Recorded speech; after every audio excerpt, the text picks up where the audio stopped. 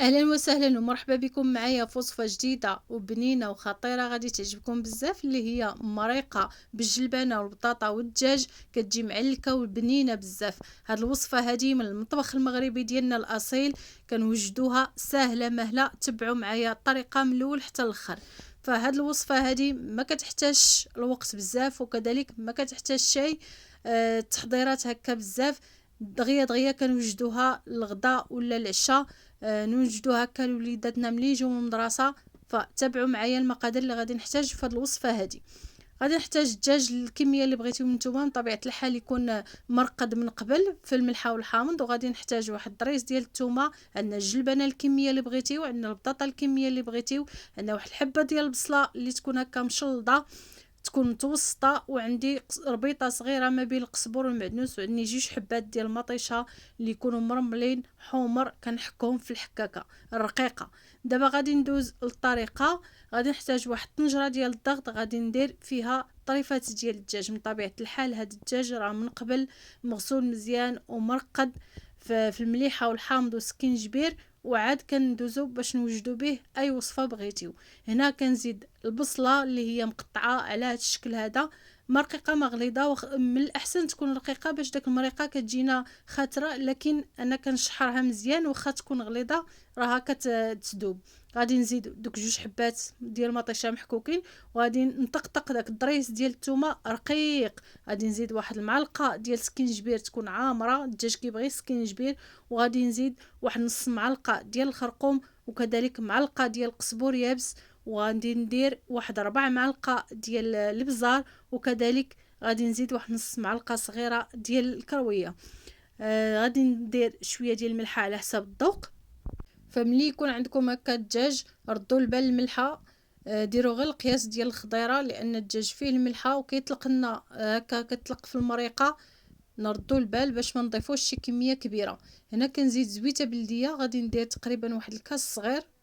نتوما على حساب القياس اللي غادي توجدوا. درتو واحد الكميه كبيره ديال الخضره، راكم غتزيدوا حتى في اليدام وتزيدوا حتى في العطريه. صافي هنايا نشعل على النار ونرد الطنجره باش تشحر. دائما النار كتكون عندنا مهيله باش كنشحروا الطنجره ديالنا مزيان، وكتشحر على المهل باش ما كتحرقناش العطريه ديالنا اللي كنضيفو، كذلك حتى الزيت كتبقى لنا داك التغميره اولا داك التشحيره مزيانه.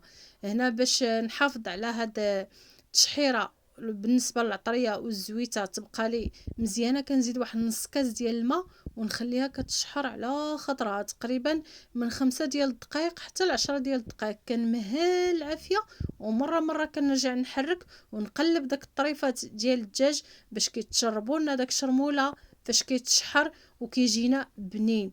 هنا كنخليو التشحيره حتى كتختار مزيان.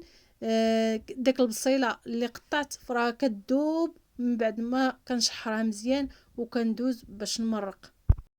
فهنا المرقه غادي تشوفوا على حساب الكميه اللي غادي توجدوا ديال الخضره. هنا درت هنايا 2 كيسان كبار عامرين ديال الماء، وغادي نضيف الجلبانه تقريبا هذا عندي كيلو منقي، وعندي هنايا تقريبا واحد 4 حبات كبار ديال البطاطا اللي قطعتهم هكا بشكل طولي. صافي غادي نحرك وغادي نطلع داك الطريفات ديال الدجاج هكا من الفوق الخضره باش ما يتفرستوش، يبقاو لنا هكا واقفين وما نديرهمش دائما من التحت. وكذلك غادي حتى بالنسبه للصبان فاش نجي هكا نقدم الطبق ديالي نلقى داك الطريفات من الفوق، لان دائما حنا المغاربه كنسبقوا اللحم عاد كنديروا الخضره من الفوق. غادي نرجع نضيف داك القبيطه ما بين القزبر والمعدنوس، قبيطه غير صغيره، وغادي نسد على الطنجره.